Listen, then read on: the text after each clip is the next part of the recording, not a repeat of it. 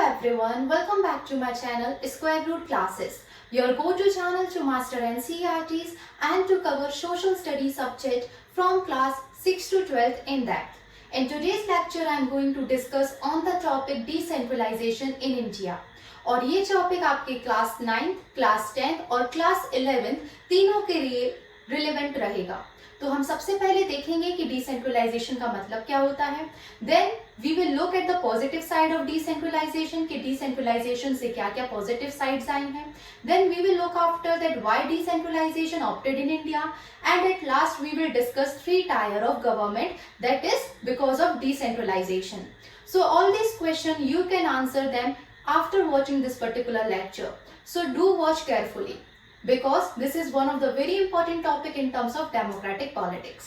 तो start करते हैं हम आज का lecture with the keyword decentralization. सबसे पहले हम decentralization का अगर मतलब देखें then in simple language it means transfer of power from higher level to lower level.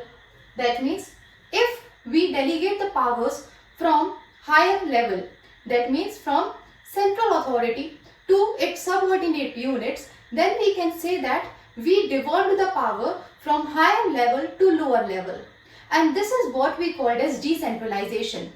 In Hindi, अगर हम पावर को ट्रांसफर कर देते हैं, उनके कंट्रोल को ट्रांसफर कर देते हैं एक उच्च लेवल से निम्न लेवल में, सो दैट वहां का जो सिस्टम है वो और ज्यादा बेटर हो सके, then that particular thing is known as decentralisation. उसको हम डिसेंट्रलाइजेशन कहते हैं. Talking about democratic decentralization, then again it's very similar.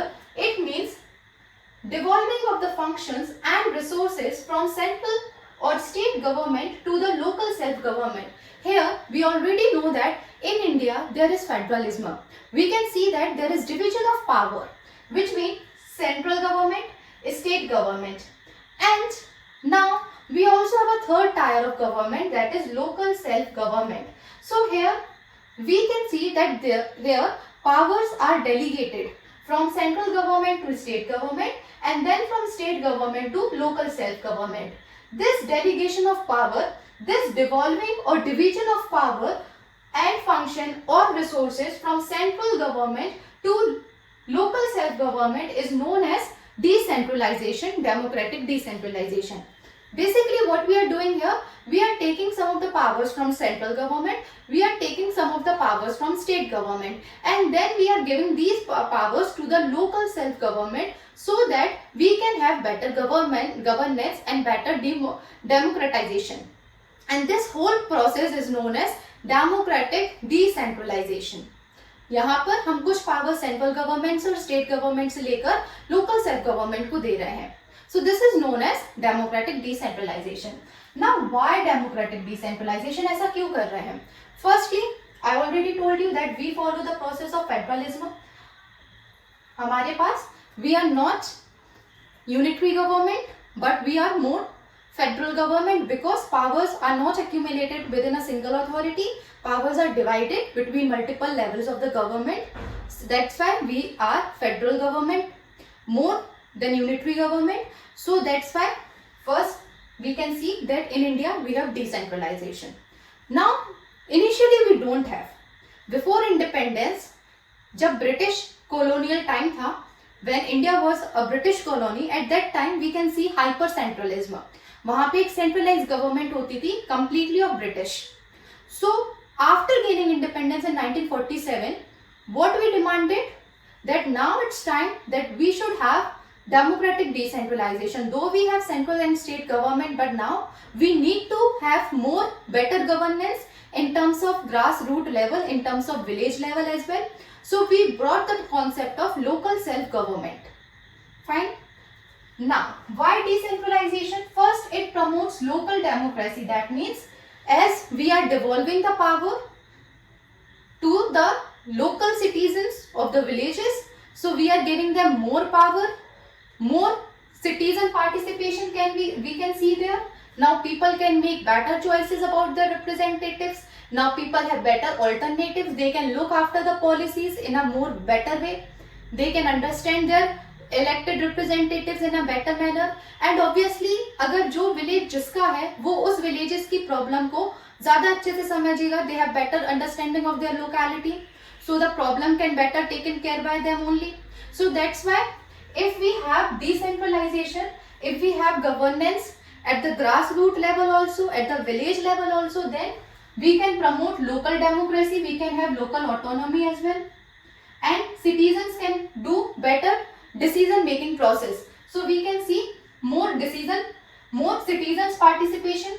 It improves accountability and responsiveness. Obviously, now local people will elect their own representatives, so they can question them about their about their respective policies, why they are not bringing such initiatives, where is the devolution of power we can see. So they can be accountable for everything. So with the help of democratic decentralization, we also improve accountability and responsiveness, because now people can ask their elected representatives about their wills. Increased participation of marginalized citizens. Obviously, after decentralization in India, we have the reservation for SC, ST as well in terms of local self-government. So now marginalized section of the society is also under the democratic decentralization. More democratic participation we can see. Marginalized people also have their respective requirements. They can also be addressed in a better way. So increased participation of marginalized citizens as well. Gender parity, how we have reservation for all the for women in local self-government for all the position. One third reservation will be there. So what we are doing here, we are minimizing the gender disparity here and bringing gender parity. Then healthy competition between states, as number of states are there in India. Each states have their own Panchayati Raj institution or municipalities. So one state needs to do better in terms of another state to have better ranking in India.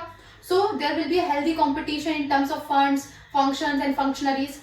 So these are the better sides, these are the positive sides of democratic decentralization. अगर हमारे पास democratic decentralization रहेगा, then all these things can be achieved easily. And this ultimate objective क्या है इसका? Better governance. And if we have better governance, obviously हमारी policies और ज़्यादा transparent रहेंगी. लोग हमारे लिए, जो हमारे representatives हैं, वो accountable रहेंगे. हमारी जो wish है, demands हैं, उनको और ज़्यादा अच्छे तरीके से fulfill किया जाएगा. So this is the basic meaning of decentralization and what are the positive factors of decentralization. So now the next question, why decentralization in India? As I already told you, India is a federal government. We can see division of power. So the very first factor is that is federal government. Then states internally are very diverse. That means as we can see that we have multiple states in India. Some are very vast. कुछ बहुत बड़े states हैं, कुछ काफ़ी ज़्यादा छोटे states हैं, लेकिन उनके पास बेटर रिसोर्सेज है. They have better and immense amount of resources that can be extracted in a very profitable manner in terms of Indian economy and GDP. Next, some states have very high number of tribal populations, right? Some states are internally very diverse in terms of linguistic basis. So we can see that within the states they have diversification in terms of population, ethnicity, religion. So what I'm saying here, that each state have their own requirements, own demands. Kerala will have different requirement, Madhya Pradesh will have different requirement, Goa will have different requirement. So we cannot run every state in a similar fashion because of their multiple demands and requirements. We need to have different things for different state in order to bring better governance. So that's why, in order to understand states more better, to develop state more better, we brought the concept of democratic decentralization, that within the state we need another form of government that will look after the villages, that will look after the urban towns, right? So we have the states which are internally very diverse. Then better governance, I already discussed about this. So that's why we brought the concept of Panchayati Raj institution as well as municipalities. So if we talk with the perspective of rural, अगर हम गांव ग्रामीण क्षेत्र की बात करें, then we have Panchayati Raj institution. And if we talk about the urban areas, अगर हम नगर वगैरह की बात करते हैं, नगरीय क्षेत्र की, then we have municipalities. So these two institutions are established under the local self government in order to bring democratic decentralization in India. But शुरुआत से ये नहीं थे. दो states जो villages थे उनको administer करती थी, but वो इतना अच्छे से नहीं करती थी. That's why after 1992 में ये देखा गया that दो states administers village, though it administers urban areas, but they are not doing with their full potential. So now it's time to have a constitutionally mandate for democratic decentralization, that अभी time है that we should bring democratic decentralization in India. So with the 73rd and 74th Constitutional Amendment Act of 1992, 73 और 74 constitutional amendment act आया 1992 में, और इस amendment के तहत क्या हुआ दैट कॉन्स्टिट्यूशन ने पंचायती राज इंस्टीट्यूशन को और म्युनिसिपैलिटीज को कॉन्स्टिट्यूशनल बॉडीज बताया. That means now it is compulsory for every state to have Panchayati Raj institution and municipalities within them. Fine. तो ये कॉन्स्टिट्यूशन में अगर कुछ चीज आ जाती है then it is mandatory and it is obligatory to the state governments to abide it. तो ये यहाँ से कॉन्स्टिट्यूशनली हो गया. तो आर्टिकल 243 ऐड किया गया हमारे कॉन्स्टिट्यूशन में, जो कि पंचायती राज इंस्टीट्यूशन से डील करेगा. इसी में बताया गया है कि इलेक्शंस कैसे होंगे, देन कैसा रेवेन्यू वहां से होगा, कौन इनके इलेक्शन करवाएगा. पंचायती राज इंस्टीट्यूशन 11th शेड्यूल में जोड़ा गया, म्युनिसिपैलिटी 12th शेड्यूल में, और इसके लिए कॉन्स्टिट्यूशन में अलग पार्ट बना 9 और 9A. तो ये बेसिक जनरल फैक्ट्स हैं जो आपको याद होना चाहिए. सबसे पहला fact that Panchayati Raj institution के अमेंडमेंट्स आया 73 एंड 74. देन इससे 9 और 9A पार्ट को जोड़ा गया एज वेल एज 11 और 12th शेड्यूल को जोड़ा गया. 11th शेड्यूल पंचायती राज इंस्टीट्यूशन के बारे में बताता है और 12th शेड्यूल म्युनिसिपैलिटीज के बारे में. आर्टिकल 243 ये आप याद रखिएगा, जो कि पंचायती राज इंस्टीट्यूशन से डील करता है. तो इसके बाद पंचायती राज इंस्टीट्यूशन अब स्टेट गवर्नमेंट के द्वारा यहाँ पे उसको पावर्स को डेलीगेट किया जाएगा, ये मैंडेटरी हो गया. So after this we have 3 types of government, that is central government, state government and local self government. और याद रखिए local self government state government का अंदर आएगा, तो it is the subject under the state list. State Panchayati Raj institution को monitor करेंगे, that's why it is under the state list.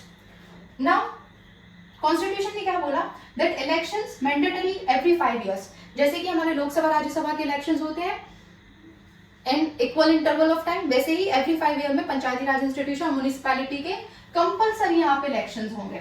Seats जो है वो SC, ST और OBC जो मार्जिनलाइज सेक्शंस है उनके लिए यहाँ पे रिजर्व की जाएंगी. 1/3 सीट्स वुमेन के लिए यहाँ पे रिजर्व की जाएंगी फ्रॉम ऑल द पोजीशन. जितनी भी पोजीशंस रहेंगी उनमें से 1/3 सीट्स किसकी रहेगी, वुमेन की. देन स्टेट इलेक्शन कमीशन, अब जो पंचायती राज इंस्टीट्यूशन होते हैं उनका इलेक्शन करवाने के लिए एक अलग से बॉडी बनी है, that is state election commission, जो कि पंचायती राज इंस्टीट्यूशन और म्युनिसिपैलिटीज के इलेक्शन को कंडक्ट करवाता है. तो इनके इलेक्शंस के होने की जो प्रोसेस है उसके लिए एक अलग से बॉडी बनाई गई है जिसमें और किसी का इंटरफेरेंस नहीं होगा. Then we have finance body as well, जो कि ये देखेगी कि स्टेट्स पंचायती राज इंस्टीट्यूशन को प्रॉपर पैसे दे रहे हैं या नहीं दे रहे हैं, उनके जो चीज है उनको इम्प्लीमेंट करने के लिए, whether the devolving of finances is in the better manner और इन द राइट मैनर और not. So this will be looked by the finance body. So after 73rd and 74th amendment ये जो चीजें temporary basis पर हो रही थी India में, now they are constitutionally mandated. अब वो संविधान ने बिल्कुल कंपल्सरी यहाँ पे कर दिया. Now here we will understand the hierarchy in Panchayati Raj institution. So village और ग्रुप ऑफ विलेज और किन्हीं 1-2 से ज्यादा विलेजेस का ग्रुप में जो 18+ एडल्ट पॉपुलेशन है, जिनकी एज 18 हो चुकी है, और जो एडल्ट पॉपुलेशन है जो कि वोट्स देने के लिए एलिजिबल है और जिनका नाम इलेक्टोरल लिस्ट में मेंशन्ड है, तो ऐसे सारे members will be the part of gram sabha. They will be the part of gram sabha. और ये first level of panchayati Raj institution होता है. देन आफ्टर ग्राम सभा यहाँ पर क्या होगा, एनुअल बजट पास होता है.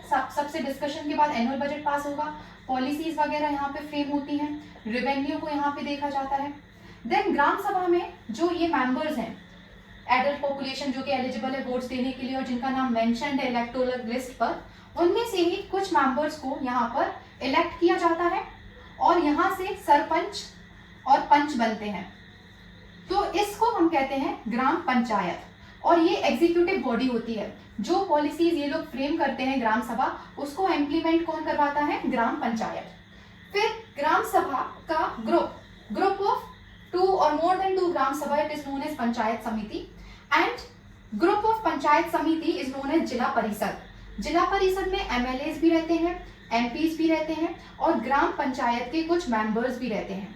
So this is the hierarchy in Panchayati Raj institution.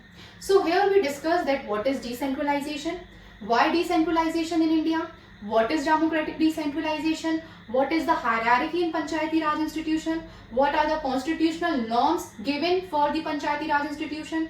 So these all questions we addressed in today's video.